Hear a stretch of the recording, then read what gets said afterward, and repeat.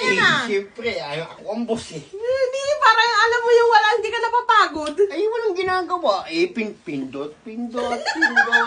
Hindi, ang taba niya na talaga dyan. Tapos kasi ang bait nila, tingnan niyo po oh. Binigyan siya ng pang-support sa likod nung sinabi niya masakit ang likod niya.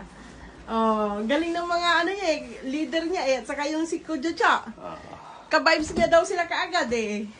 Nag-iisa siyang Pinoy. Galing ng my loves ko ah. Congratulations, I'm proud of you. Luto na ang inyong munggo. Ay, spaghetti ko eh. Hindi pa, may munggo eh. Mamaya spaghetti Mamaya, ah. oo. Ayun na.